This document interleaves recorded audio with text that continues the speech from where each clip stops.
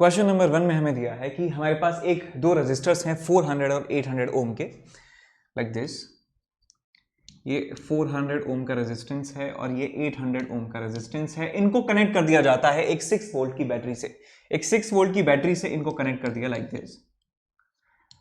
अब आपसे कहा गया है कि यदि इस 400 ओम के अक्रॉस एक 10 किलो ओम का वोल्ट मीटर लगा दिया जाता है। वोल्ट मीटर का मतलब है बेसिकली हमने एक रेजिस्टेंस लगा दिया जिसका रेजिस्टेंस है 10 किलो ओम, यानी कि 10,000 ओम के बराबर इसका रेजिस्टेंस है।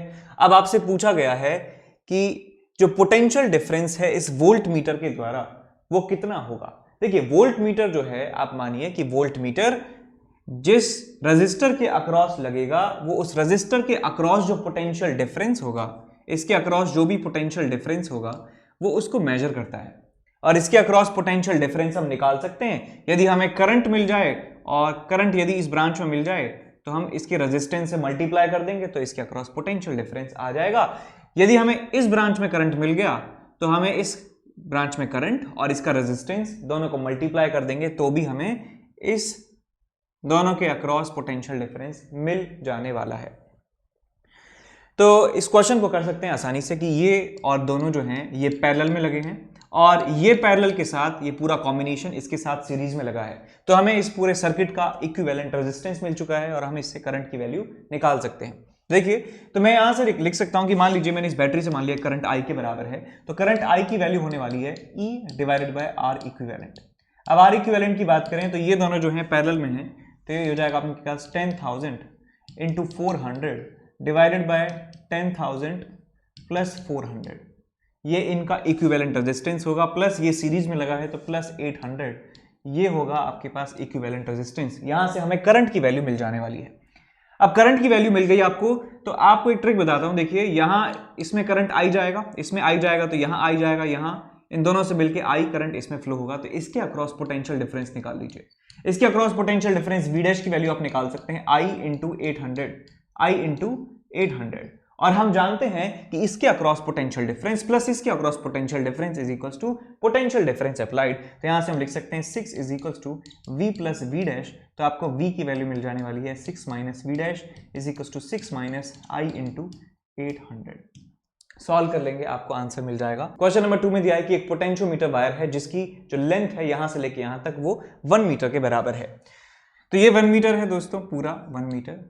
और क्वेश्चन में कहा गया है कि यदि एक बैटरी E2 जिसका EMF है 1.02 वोल्ट 1.02 वोल्ट, इसको बैलेंस किया जाता है और बैलेंसिंग लेंथ क्वेश्चन में दी गई है 49 सेंटीमीटर के बराबर है। ये 49 सेंटीमीटर लेंथ है बेटा, और आपसे पूछा गया है कि जो पोटेंशियल ग्रेडियंट है इस वायर के across potential difference divided by इस पूरे वायर की लेंथ, वो हमें कैलकुलेट करनी है, किसके बराबर होगी।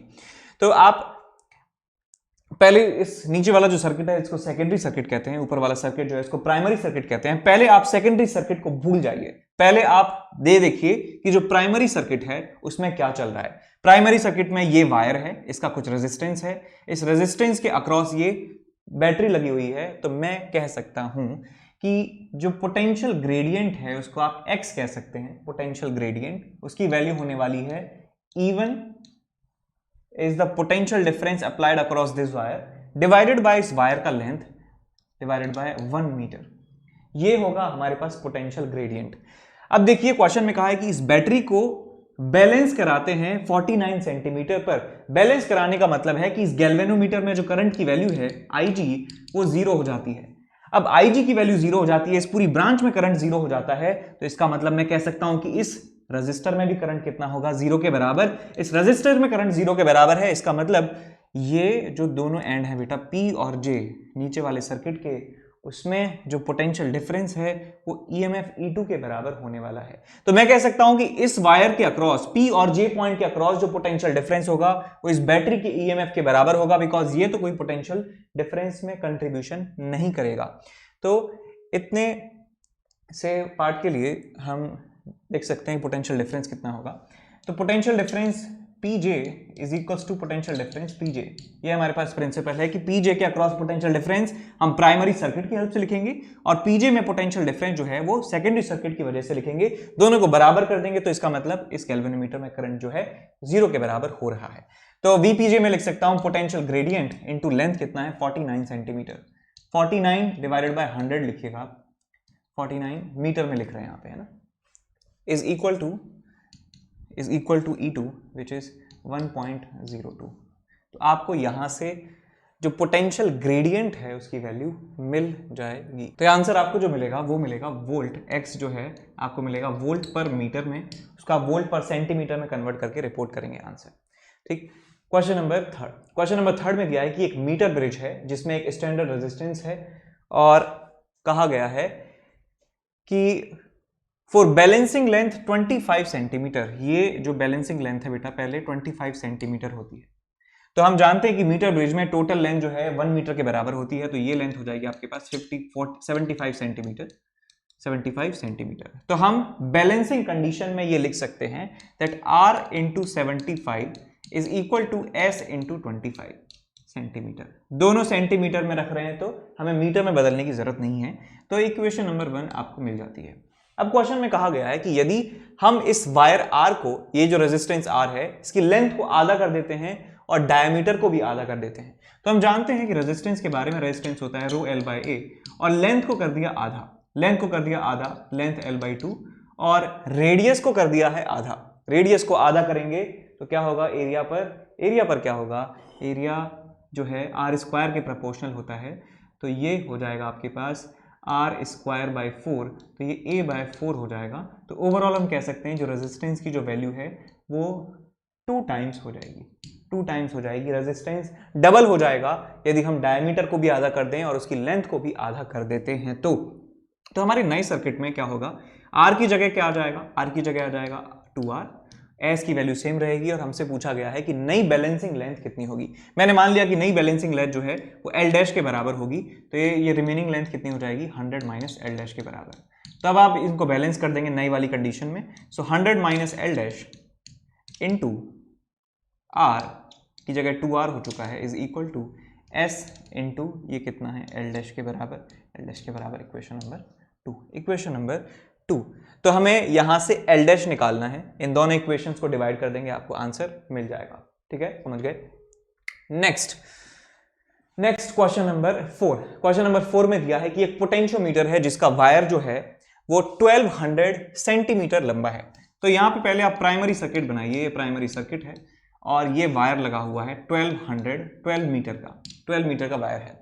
अब कहा है कि क्वेश्चन में कि इसमें जो करंट फ्लो होता है वो 60 मिली एम्पियर के बराबर है, इसमें जो करंट है वो 60 मिली एम्पियर फ्लो होता है। अच्छा, अब हम 5 वोल्ट और 20 ओम के इंटरनल रेजिस्टेंस वाले सेल को, कितना है ईएमएफ 5 वोल्ट और इंटरनल रेजिस्टेंस जो है वो 20 ओम के बराबर है।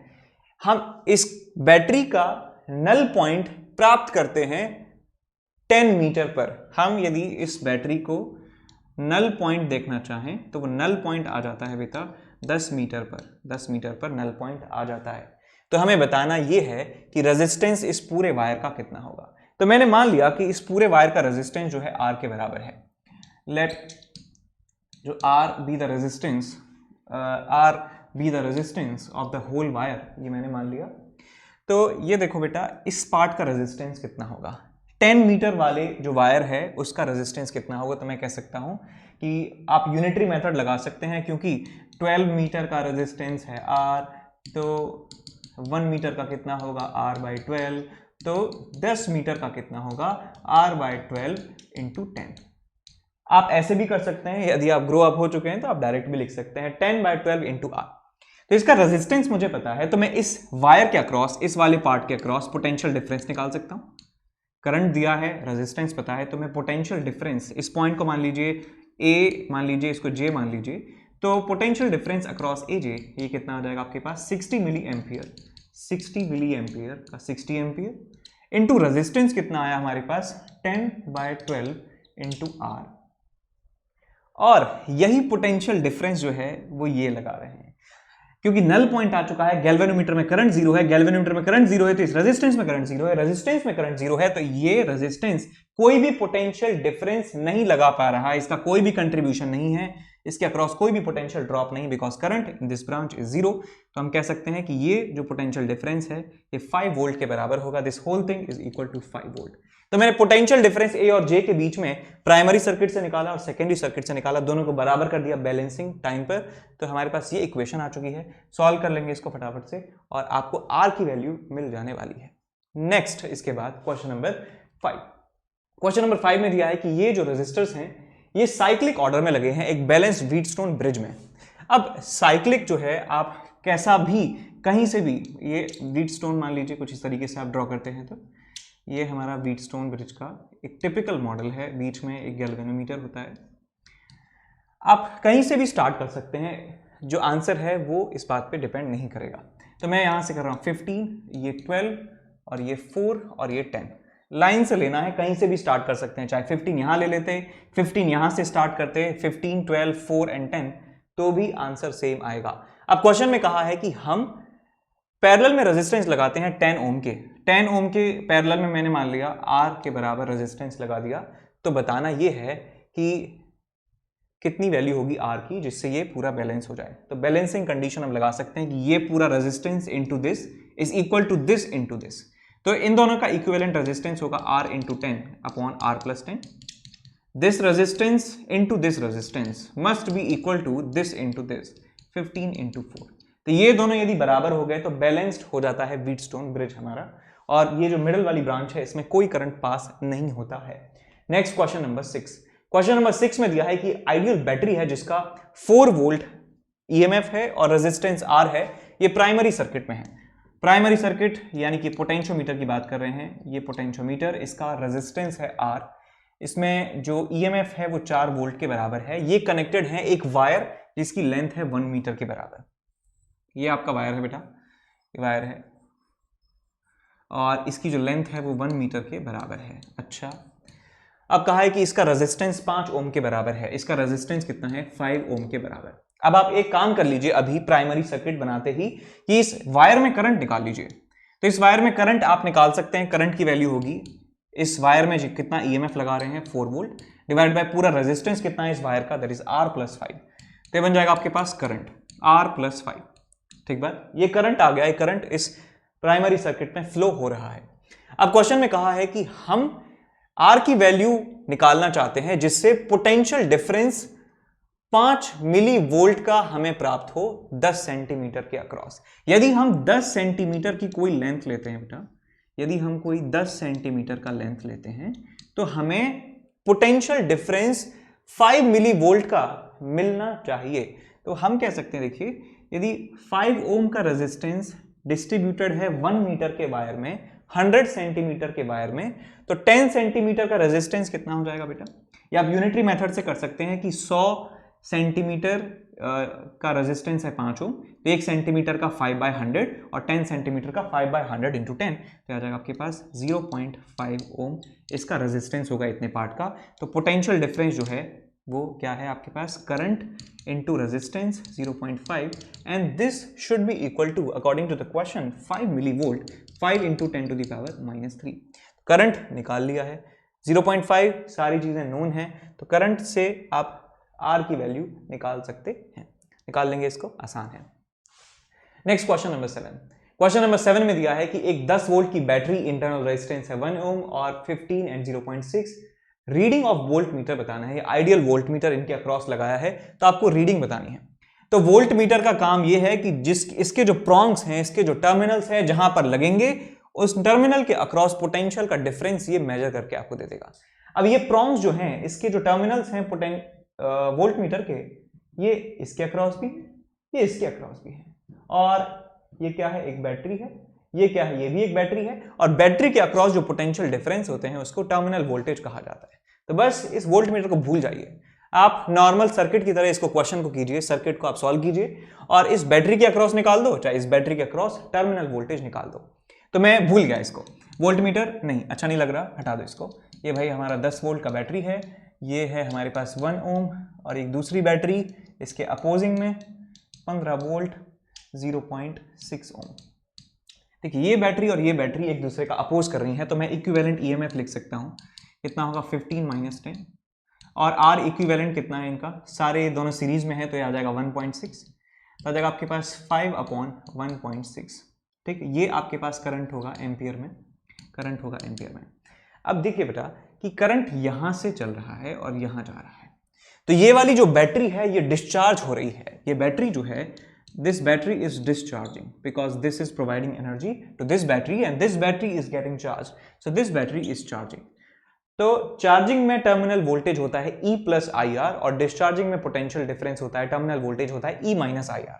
तो मैं चार्जिंग के लिए कंडीशन लिख सकता हूं कि इसके अक्रॉस जो पोटेंशियल डिफरेंस होगा, जो डेल्टा वी रिक्वायर्ड है हमें, वो होगा हमारे पास E प्लस आई कितना है हमारे पास 5/1.6 इनटू रेजिस्टेंस कितना है 1। तो आपके पास आंसर मिल जाएगा potential difference across this terminal, चाहे इस टर्मिनल की बात करें चाहे वोल्टमीटर के अक्रॉस करें, तीनों का आंसर सेम आना चाहिए। तो इस क्वेश्चन में दिया है क्वेश्चन नंबर 8 में कि एक मीटर ब्रिज का जो ब्रिज वायर है उसकी क्या स्पेसिफिकेशन होनी चाहिए, तो याद कर लेंगे डायरेक्ट कि हाई रेजिस्टिविटी और लो टेम्परेचर कोएफिशिएंट उसका होना चाहिए। नेक्स्ट उसके बाद क्वेश्चन नंबर 9, क्वेश्चन नंबर 9 में दिया है कि एक मीटर ब्रिज एक्सपेरिमेंट है और जिसमें 40 सेंटीमीटर हमें बैलेंसिंग पॉइंट मिलता है। मीटर ब्रिज का आप डायग्राम याद रखिए, यहाँ पे एक रेजिस्टेंस होता है, इसका नाम मान लीजिए x है, और यहाँ पे एक दूसरा y है, और यहाँ पे हमारे पास एक वायर होता है, ये गैल्वेनोमीटर होता है। ठीक, अब क्वेश्चन में तो कहा गया है कि x छोटा है y से, जो छोटा रेजिस्टेंस होता है उसके सामने जो है वो बड़ी लेंथ होती है, आपको मालूम होना चाहिए। तो ये मान लिया मैंने, लेंथ जो है क्वेश्चन में दिया है कि पहले ये बैलेंस होता है कितनी देर पे, 40 सेंटीमीटर पर, ये 40 सेंटीमीटर है, लेंथ मीटर ब्रिज में 1 मीटर होती है इस वायर की, तो ये हो जाएगा आपके पास 60 सेंटीमीटर। तो आप बैलेंसिंग कंडीशन लगा सकते हैं, तो x into 60 is equal to y into 40, equation number 1, ये आप इसको बैलेंस कर सकते हैं। अब क्वेश्चन में कहा है कि हम अब x की जगह 3x रखना चाहते हैं, हम 3x को बैलेंस करना चाहते हैं इस y से, तो हम अब क्या चाहते हैं, हम चाहते हैं कि 3x को बैलेंस करें y से, कर दें तो बैलेंसिंग लेंथ जो है वो चेंज हो जाएगी, बैलेंसिंग लेंथ जो है वो चेंज हो जाएगी। जो बड़ा रेजिस्टेंस होता है उसके डायगोनल वाला भी बड़ा होता है लेंथ, वो हिस्सा जॉकी से लेकर जो एंड है वो हिस्सा बड़ा होगा, यदि ये छोटा है तो ये बड़ा होगा, ये बड़ा है तो ये छोटा होगा, ऐसा रिलेशन होता है। तो भाई मान लीजिए कि ये एल डैश लेंथ के बराबर है, ये हो जाएगा आपके पास 100 माइनस एल डैश। अब बैलेंसिंग की कंडीशन लगा देंगे, that 3x into 100 minus L dash is equal to y into L dash, equation number 2। दोनों इक्वेशंस को सॉल्व कर लेंगे, आंसर आ जाएगा एक बार में, एल डैश की वैल्यू निकालनी है। Next question number 10, question number 10 में दिया है कि करंट एक प्राइमरी सर्किट में 0.2 एम्पियर के बराबर है। अच्छा, पोटेंशियोमीटर बनाइए फटाफट से। एक हमारे पास ये प्राइमरी सेल है और हमें इस वायर में करंट दिया है कितना, 0.2 एम्पियर के बराबर, स्पेसिफिक रेजिस्टेंस दिया है और क्रॉस सेक्शन एरिया हमें क्वेश्चन का दिया हुआ है। तो स्पेसिफिक रेजिस्टेंस का मतलब बेसिकली रेजिस्टिविटी है, और रेजिस्टिविटी दी गई है हमको 4 इंटू 10⁻⁻⁷, और हमें एरिया दिया है, यदि मैं एरिया को इससे डिवाइड कर दूं तो ये 8 इंटू 10⁻⁷ बन जाएगा, और मैं इसको लेंथ से मल्टीप्लाई कर दूं, लेंथ से एल मान लिया मैंने, इसकी जो एल है लेंथ है वो मैंने मान ली एल के बराबर है, तो रो एल बाय ए जो है वो हमें रेजिस्टेंस मिल जाएगा इस पूरे वायर का, इस पूरे वायर का रेजिस्टेंस हमें मिल चुका है। 10⁻⁷ से 10⁻⁷ गया, आपके पास आया L/2 ओम के बराबर, ये रेजिस्टेंस है इस वायर का। अब क्वेश्चन में आगे कहा गया है कि पोटेंशियल ग्रेडियंट कितना होगा, पोटेंशियल ग्रेडियंट इस वायर का कितना होगा। तो देखिए बेटा कि ये जो पूरा वायर है इसकी लेंथ है L के बराबर, इसका टोटल रेजिस्टेंस हमने निकाल लिया है L/2 ओम। तो इस वायर में, इस रेजिस्टर में करंट जाता है इतना, तो मैं इस एंड के अक्रॉस पोटेंशियल डिफरेंस निकाल सकता हूं। मान लीजिए इस पॉइंट को A कह दिया, इस पॉइंट को B कह दिया, सो VA माइनस VB जो है वो मैं लिख सकता हूं कितना होगा, I इंटू R के बराबर, R कितना है L/2, तो ये कितना आ गया आपके पास 0.1 L के बराबर हमें मिल चुका है potential difference across these two terminals. अब हमसे पूछा है पोटेंशियल ग्रेडियंट, यानी potential difference across this wire divided bye इसका लेंथ। तो पोटेंशियल ग्रेडियंट जो है आप उसको किसी सिंबल से डिफाइन कर सकते हैं, एक्स कह सकते हैं, लैम्डा कह सकते हैं, वो हो जाएगा potential difference upon length. Potential difference upon length, L से एल गया 0.1, आपको मिल जाएगा। यूनिट इसकी होती है वोल्ट पर मीटर, वोल्ट पर मीटर इसकी यूनिट होती है, तो 0.1 आंसर आ जाएगा। ठीक, next question number 11। Question number 11 में दिया है कि व्हीटस्टोन ब्रिज है जो जिसमें PQR कनेक्टेड हैं और S1 S2 दो रेजिस्टर्स पैरेलल में एक दूसरे से कनेक्टेड हैं। तो ये P है, Q है, R है और S1 और S2 दो रेजिस्टर्स हैं आपस में पैरेलल में, S1 S2। ये गैल्वेनोमीटर है, हमें बैलेंसिंग कंडीशन में बताना है कि कौन सा रिलेशन ट्रू होगा। तो बैलेंसिंग जो रिलेशन है, बैलेंसिंग जो कंडीशन है, उसमें रिक्वायरमेंट ये होती है कि ये वाले रेजिस्टेंस सारे इनटू दिस वाले resistance must be equal to this resistance into this resistance. तो P into R should be equal to Q into इन दोनों का equivalent, that is S1 S2 divided by S1 plus S2। अब आप choose कर लेंगे कौन सा ऑप्शन इनमें से सही बैठ रहा है। Next question number 12। Question number 12 में दिया है कि एक अमीटर जो है 1 एम्पियर तक बढ़ता है। हमें कुछ ऐसा जुगाड़ करना है कि जिससे ये 10 एम्पियर तक पढ़ने लग जाए, ये 10 एम्पियर तक जो है पढ़ने लग जाए अमीटर, हमें ये कुछ करना है। तो एक अमीटर है इस तरीके से, इसका कुछ रेजिस्टेंस है, क्वेश्चन में दिया है रेजिस्टेंस इसका कितना है 0.81 ओम के बराबर, 0.81 ओम। अब ये बेचारे के साथ दिक्कत ये है कि 1 एम्पियर का करंट जब जाता है तो ये फुल डिफ्लेक्शन दे देता है, ये पूरी जो सुई है लास्ट तक पहुंच जाती है। अब हम चाहते हैं कि ये 9 हमें कहा गया है कि ये 10 एम्पियर तक 10 एम्पियर करंट हमें भेजें तब जाके फुल डिफ्लेक्शन आना चाहिए। तो क्या करना चाहिए? तो आंसर तो है कि इसको बदल देना चाहिए, नया ले आओ मस्त वाला, तो उससे काम चल जाएगा। लेकिन हम चाहते हैं कि इसी अमीटर का इस्तेमाल करना है और इसी से ही 10 एम्पियर का करंट पढ़वाना है। तो हम कहेंगे कि ये तो 1 एम्पियर पे ही फुल हो जाता है इसका, तो इसके साथ क्या करिए कि 9 एम्पियर जो करंट है हम 10 एम्पियर भेजेंगे बेटा, 10 एम्पियर भेजेंगे, ये कहेगा 1 में इसका फुल हो जाता है, तो 9 एम्पियर हमें बाईपास करना होगा। 9 ampere current should be bypassed होना चाहिए। तो मैंने मान लिया कि मैंने R शंट रेजिस्टेंस का इस्तेमाल किया, R शंट रेजिस्टेंस का इस्तेमाल किया और 9 एम्पियर करंट जो है वो इसके थ्रू फ्लो करवा दिया। इसको अभी भी लग रहा है कि 1 एम्पियर ही आ रहा है, लेकिन हमने असलियत में 10 एम्पियर करंट यहां से पास करवा दिया है। तो यदि हमने R रेजिस्टेंस लगवा दिया है, ये अमीटर के अक्रॉस लगाए हैं, तो जो पोटेंशियल डिफरेंस अमीटर के अक्रॉस है वही पोटेंशियल डिफरेंस इस रेजिस्टर के अक्रॉस होना चाहिए। तो अमीटर के अक्रॉस पोटेंशियल डिफरेंस लिख सकता हूं 1 एम्पियर इंटू 0.81 ओम, ये आपके पास पोटेंशियल डिफरेंस हुआ अमीटर के अक्रॉस, और potential difference across this shunt resistance is equal to 9 into R। तो इसको सॉल्व कर लेंगे, आपको इंटरन जो रेजिस्टेंस शंट रेजिस्टेंस है उसकी वैल्यू पता चल जाएगी। नेक्स्ट क्वेश्चन नंबर 13 में दिया है कि एक अमीटर को हमें इस्तेमाल करना है वोल्ट मीटर की तरह, तो क्या करना चाहिए? तो वोल्ट मीटर जो है हमें रिक्वायर्ड होता है कि पोटेंशियल डिफरेंस नापने के लिए, तो वोल्ट मीटर में एक अच्छी बात यह होती है कि वो कोई भी करंट नहीं खाता है। कि जो वोल्ट मीटर होता है, यहां से कोई करंट आया आई, इसमें आइडियली 0 करंट जाता है वोल्ट मीटर में, सारा का सारा करंट जो है वो इस रेजिस्टर के थ्रू जाता है, ये रेजिस्टर के थ्रू जाता है करंट, और इसके अक्रॉस जो पोटेंशियल डिफरेंस है उसको वो मेजर कर लेता है। तो हम चाहते हैं इसमें करंट जाए 0। तो 0 करंट कब जा सकता है? जब इसका रेजिस्टेंस जो है वो इनफाइनाइट हो। रेजिस्टेंस इस शंट वाला जो ये सिस्टम है इसका रेजिस्टेंस इनफाइनाइट होना चाहिए, R के पैरेलल में एक इनफाइनाइट रेजिस्टेंस होना चाहिए, ये हम चाहते हैं अल्टीमेटली। तो क्या करें भाई, हमने लगाया है अमीटर, कुछ भी लगा लो, अमीटर लगा लो, कुछ भी लगा लो, इसके साथ में एक बहुत ही हाई रेजिस्टेंस जो है वो आपको ऐड करना होगा यदि इस रेजिस्टर के अक्रॉस आप पोटेंशियल डिफरेंस मेजर करना चाहते हैं। So we want to what we want is कि इस रेजिस्टेंस के पैरेलल हमें एक हाई रेजिस्टेंस लगाना है जिससे ऊपर वाली ब्रांच में करंट ना जाए, सारा का सारा करंट इस रेजिस्टर में से होके निकल जाए और हम पोटेंशियल डिफरेंस जो है वो एक्यूरेटली हम निकाल सकें। ठीक, तो हमारा आंसर होगा कि हाई रेजिस्टेंस इन सीरीज हमें लगाना चाहिए, सी ऑप्शन। क्वेश्चन नंबर 14 में दिया है कि एक वायर है, पोटेंशियोमीटर वायर 100 सेंटीमीटर लंबा, और स्टैंडर्ड सेल जो है उसका वैल्यू है ई वोल्ट के बराबर। तो स्टैंडर्ड सेल ये ई है बेटा, एक वायर है, वायर की लेंथ कितनी दी गई है 100 सेंटीमीटर के बराबर, 100 सेंटीमीटर। अब क्या कहा गया है कि हम इसको कनेक्ट करते हैं एक बैटरी से जिसका इंटरनल रेजिस्टेंस है 0.5 ओम। 0.5 ओम की बैटरी से इसको कनेक्ट किया जाता है।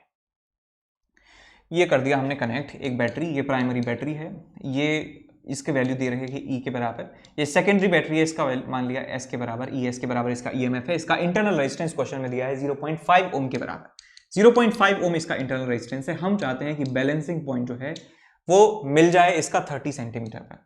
30 सेंटीमीटर डायग्राम स्केल नहीं किया है, 30 सेंटीमीटर यहाँ दिखा दिया है, ये 100 सेंटीमीटर है। तो हमें ये करना है कि 30 सेंटीमीटर पे ये बैलेंसिंग लेंथ आ जाए। तो हमें करना ये है कि इस पॉइंट और इस जॉकी के बीच में जो पोटेंशियल डिफरेंस है वो हमें प्राइमरी सर्किट से लिखना है और सेकेंडरी सर्किट से लिखना है, दोनों को बराबर कर देना है। तो भाई इसमें जब बैलेंसिंग लेंथ आएगी तो करंट हो जाएगा जीरो, इसमें करंट जीरो है तो इस वाले रजिस्टर में भी करंट हो जाएगा जीरो, तो इसके अक्रॉस कोई पोटेंशियल ड्रॉप नहीं होगा। तो इन दोनों एंड्स के बीच में जो पोटेंशियल ड्रॉप है, पोटेंशियल जो है डिफरेंस, वो ई एस के बराबर होना चाहिए। सो ई एस जो है बैटरी का शुड बी इक्वल टू इन दोनों के अक्रॉस पोटेंशियल डिफरेंस, वो हम निकालेंगे यहां से। कैसे निकालेंगे कि ईपी जो है, ईपी ये 100 सेंटीमीटर के अक्रॉस लगा हुआ है, ये आपका पोटेंशियल ग्रेडियंट है, पोटेंशियल ग्रेडियंट है। तो 30 सेंटीमीटर के अक्रॉस कितना पोटेंशियल ड्रॉप आएगा, 30 से इसको मल्टीप्लाई कर देंगे, 30 से इसको मल्टीप्लाई कर देंगे तो आपका आंसर आ जाएगा 30E/100, इतना पोटेंशियल ड्रॉप होगा इसके अक्रॉस। ठीक है, आगे चलते हैं क्वेश्चन नंबर 15 की तरफ। क्वेश्चन नंबर 15 में दिया है कि एक 836 वॉट का हीटर है, उससे हमें पानी गर्म करना है, कितना समय लगेगा।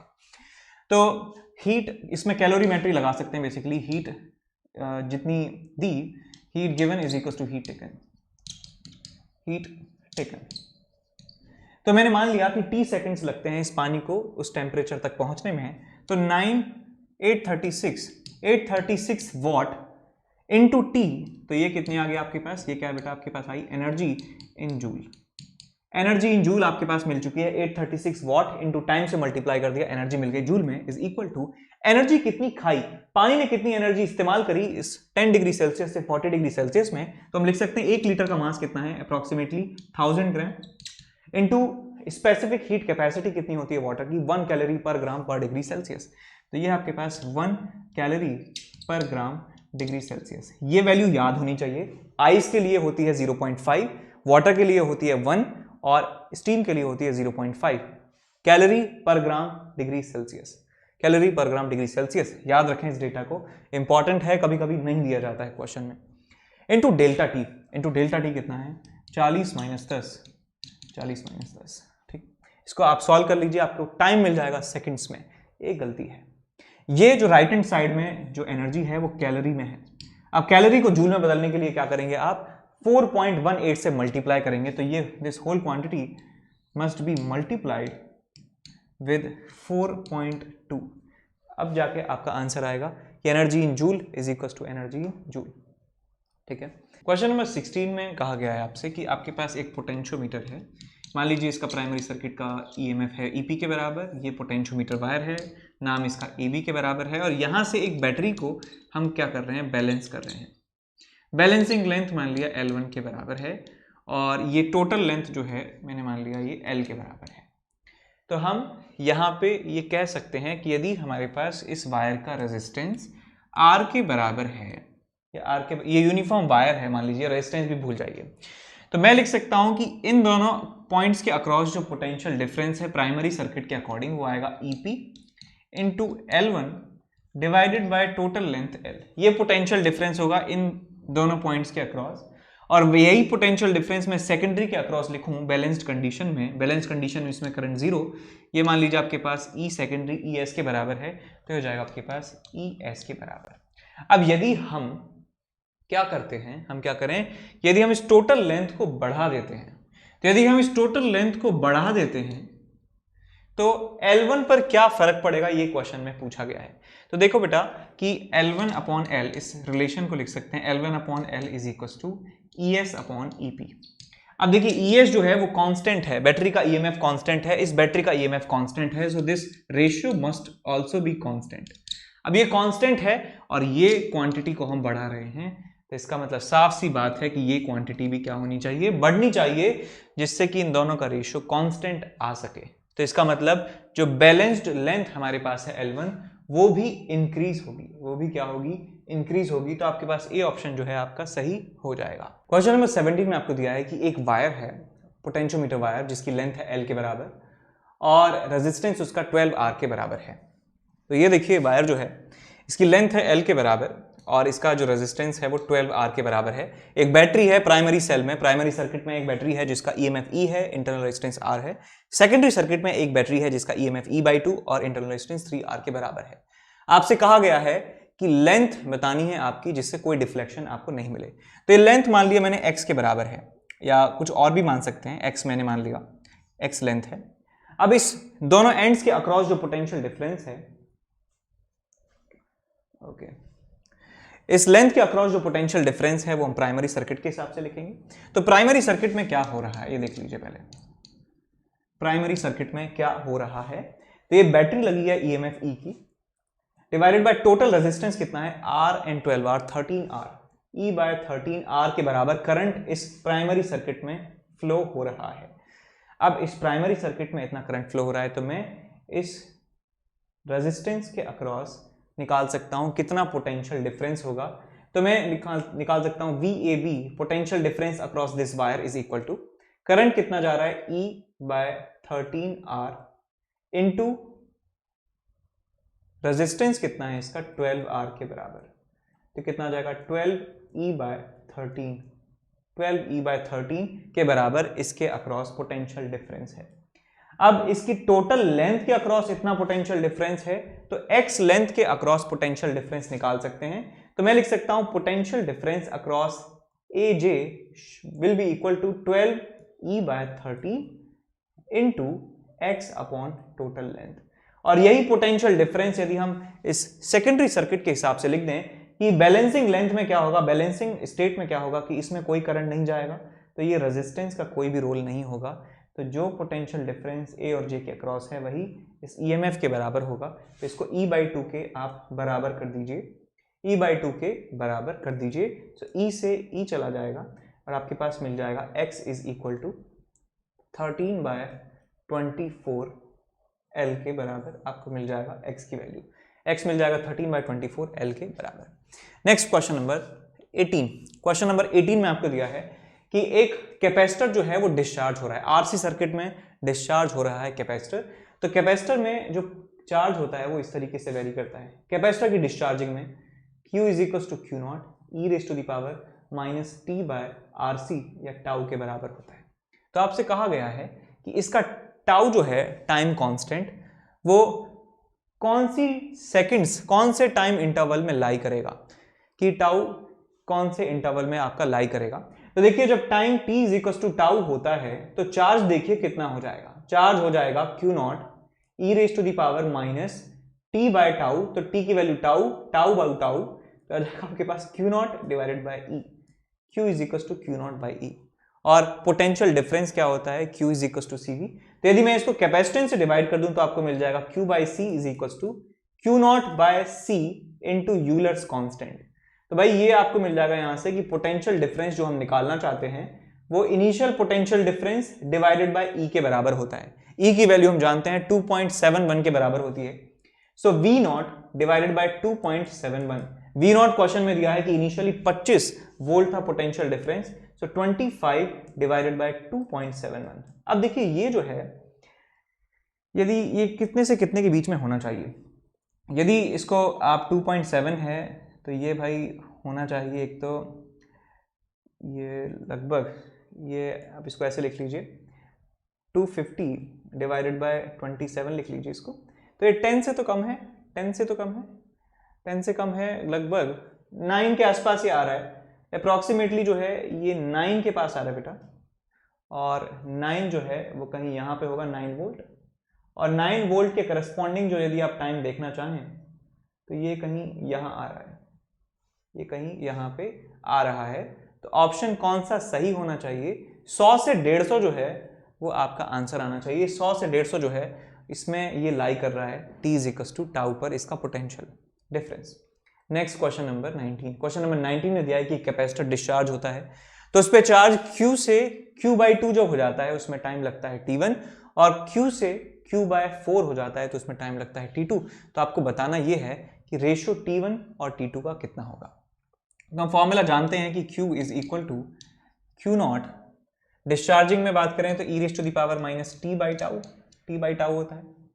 तो पहले कहा गया है कि Q/2 होने में टाइम लगता है T1, तो आ जाएगा Q0/2। आधा चार्ज आधा होने में टाइम T1 लगता है तो इस इक्वेशन में इस चार्ज को Q0/2 लिखूंगा, इनिशियल चार्ज का आधा, और टाइम T को लिखूंगा T1 e⁻t1/τ, equation number 1।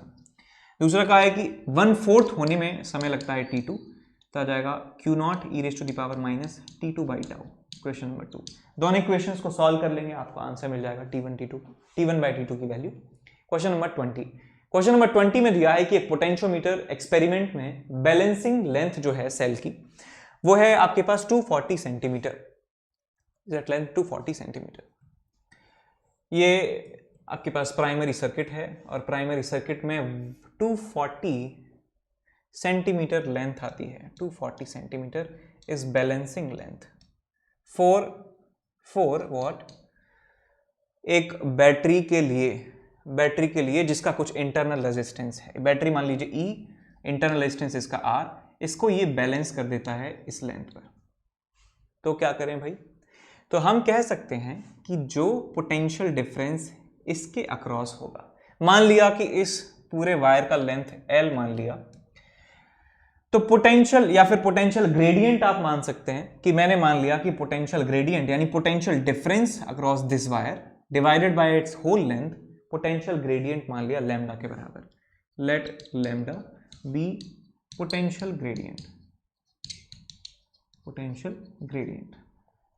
Gradient मान सकते हैं आप, चाहें तो प्राइमरी सेल का EMF मान सकते हैं, बहुत सारी चीज़ों से हो जाएगा सवाल। तो लैम्डा पोटेंशियल ग्रेडियंट है, यानी कि पर यूनिट लेंथ का जो पोटेंशियल डिफरेंस है वो लैम्डा है।